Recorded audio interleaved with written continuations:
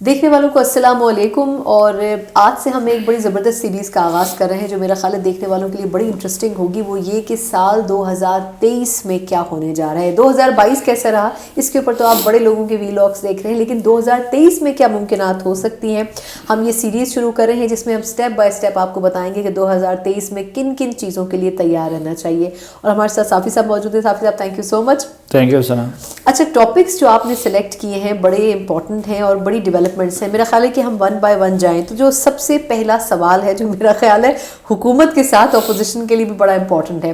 کیا شہباز شریف صاحب اور ان کی ٹیم 2023 نکال پائے گی یا 2023 کا سال ان کے لیے اچھا ثابت نہیں ہو سکے گا؟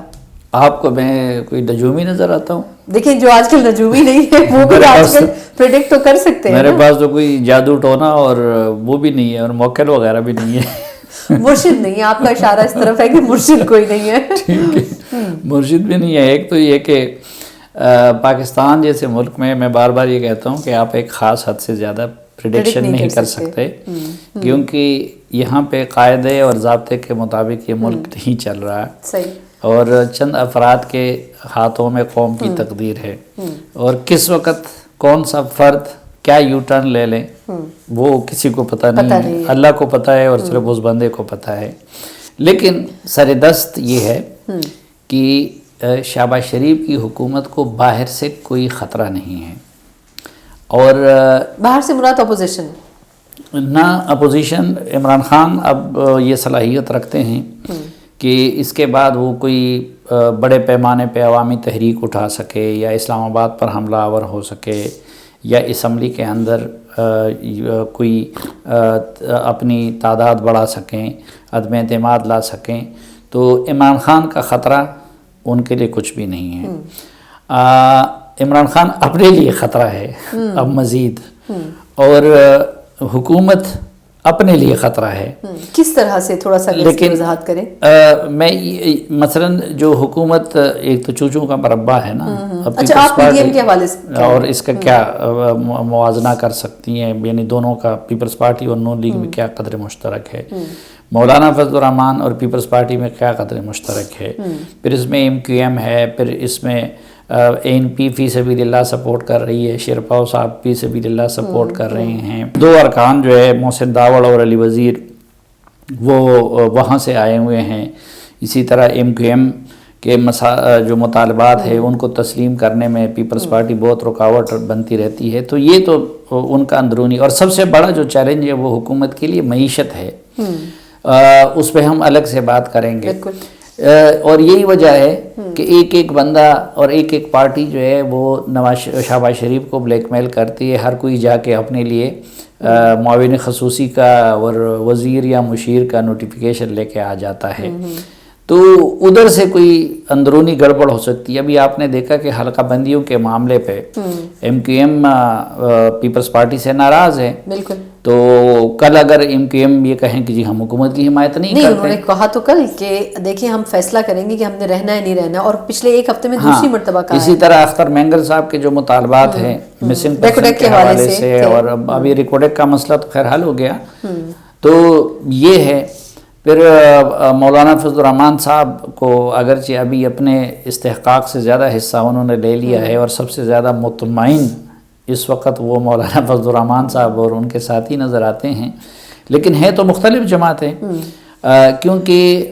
ماضی میں مولانا فضل الرحمان اور پیپلز پارٹی کے تعلقات بہت اچھے تھے۔ اس وقت مولانا فضل الرحمان اور زرداری صاحب ایک حکومت میں تو بیٹھے ہوئے ہیں، لیکن وہ ایک دوسرے کے بدترین مخالف بن گئے ہیں، زرداری صاحب اور مولانا صاحب۔ اچھا، وہ اس پہ الگ میں، کیونکہ وہ زرداری صاحب سندھ کو اپنا جاگیر سمجھتے ہیں، تو ایک تو انہوں نے ڈینٹ ڈالا ہوا ہے اندرون سندھ ان کے حلقے میں، اور دوسرا یہ ہے کہ پی ڈی ایم کے معاملے میں مولانا فضل الرحمان سمجھتے ہیں کہ زرداری صاحب نے ان کے ساتھ بے وفائی کی، اور یہ تو حقیقت ہے کہ اس وقت زرداری صاحب نے اسٹیبلشمنٹ سے ڈیل کر لی اور اس کے تحت اپنے بنائے ہوئے پی ڈی ایم سے وہ نکل گئے۔ تو یہ چیزیں ان کے اندر ہیں، اس لیے میں اس کو چوچوں کا مربع کہتا ہوں، لیکن ادھر سے کوئی خطرہ نہیں ہے۔ اور دوسرا جو اسٹیبلشمنٹ ہے تو اسٹیبلشمنٹ وہ نیوٹرل ہو گئی اس وقت، اور انہوں نے جو عمران خان کی حکومت کو جو سہارے تھے وہ دینے چھوڑ دیے تھے۔ دوسرا، اس وقت اسٹیبلشمنٹ جو موجودہ نئی اسٹیبلشمنٹ ہے، نئے آرمی چیف اور DGI یا جو ان کے باقی قریبی کور ٹیم ہے، وہ اس وقت معیشت کے تناظر میں یہ سمجھتے ہیں کہ یہ ملک کسی بھی نئے پولیٹیکل ایڈونچر کا متحمل نہیں ہو سکتا، یعنی فوری نئے انتخابات کا یا فوری ٹیکنوکریٹ ٹائپ حکومت کا یا باقی چیزوں کا۔ یہ اسٹیبلشمنٹ کی سوچ ہے کہ ایک تو یہ کہ سیاسی قیادت کو نمٹنے دے سب چیزوں سے، اور دوسرا ماضی میں تو یہ جو تبدیلیاں وغیرہ آتی تھی یا حکومت وقت سے پہلے رخصت ہو جاتی تھی تو پس پردہ قوتیں تو وہ ہوتی تھیں، تو ابھی ان کی طرف سے اسی طرح کی کوئی خواہش نہیں ہے کہ یہ حکومت شہباز شریف کی وقت سے پہلے رخصت ہو جائے، اور یعنی اسٹیبلشمنٹ چاہتی ہے کہ ٹائم پورا کریں۔ جی اسٹیبلشمنٹ چاہتی ہے کہ جو اسمبلیاں ہیں وہ اپنی مدت۔ معذرت آپ کی بات کاٹ رہی ہوں، لیکن شہباز شریف صاحب خود بھی تو یہی کہہ رہے ہیں نا کہ مجھے 8-10 مہینے نہیں چاہیے، میں تو ان چیزوں کو ٹھیک کرنے میں اور ٹائم لوں گا، اور مجھے پتا ہوتا تو میں آتا ہی نہ۔ نہیں، اس میں اب تو ایک تو یہ ہے نا کہ جو انہوں نے معاشی فیصلے کیے ہیں اور جس طریقے سے معیشت PTI نے چھوڑی تھی اور IMF کے ساتھ جو معاہدہ کیا، اس کی وجہ سے تو یہ حکومت انتہائی غیر مقبول ہو گئی ہے۔ دوسری طرف عمران خان صاحب نے پہلے سازش کا بیانیہ اپنایا، پھر اس کے بعد انہوں نے یہ اب معیشت انہوں کی خراب کی ہوئی ہے، بنیادیں انہوں نے رکھی ہے، لیکن وہ اس حکومت کے گلے میں پڑ گئی ہے، تو اس وقت یہ لوگ انتہائی غیر مقبول ہو گئے ہیں۔ مسلم لیگ نون بھی ہو گئی ہے، پیپلز پارٹی بھی ہو گئی ہے، JUI بھی ہو گئی ہے۔ تیسرا، جو ان کا مقبول اینٹی اسٹیبلشمنٹ بیانیہ تھا وہ عمران خان صاحب نے ان سے لے لیا، اور جس طرح عمران خان صاحب کی عادت ہے کہ جب وہ یو ٹرن لیتے ہیں تو پھر ایکسٹریم تک لیتے ہیں، تو وہ 10-15 سالوں میں بھی یہ جماعتیں اسٹیبلشمنٹ سے متعلق نہیں کر سکی تھی کہ جو عمران خان صاحب نے کر دیا، تو اس کی قیمت اپنی جگہ پہ ہوتی ہے، لیکن عوام میں تو آپ مقبول ہو جاتے ہیں۔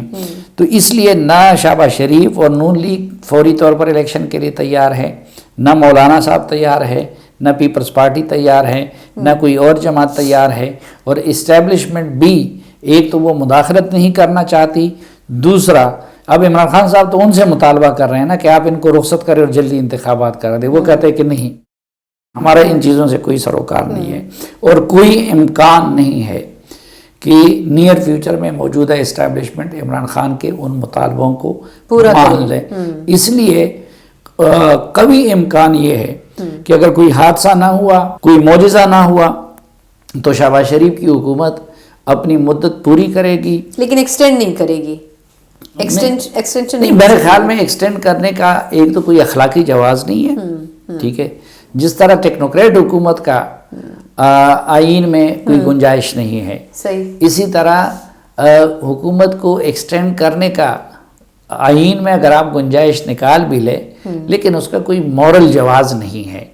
ہونا یہ چاہیے کہ جب یہ حکومت اپنی مدت پوری کرے، اس کے بعد اس سے پہلے فری اینڈ فیئر الیکشن کے لیے فضا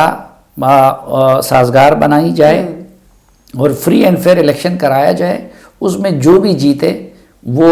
ملک کا حکمران بنے، جو ہارے وہ خوش دلی کے ساتھ اپنے نتائج تسلیم کر لے، اس لیے یہ ہوگا۔ البتہ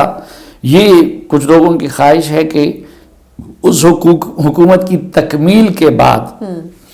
ظاہری بات ہے پھر تو کانسٹیٹیوشن میں ہے کہ نگران حکومت قائم ہوگی، تو ہو سکتا ہے کہ کسی معاملے کا، معیشت کا یا کسی چیز کا سہارا لے کے وہ نگران حکومت اس کی مدت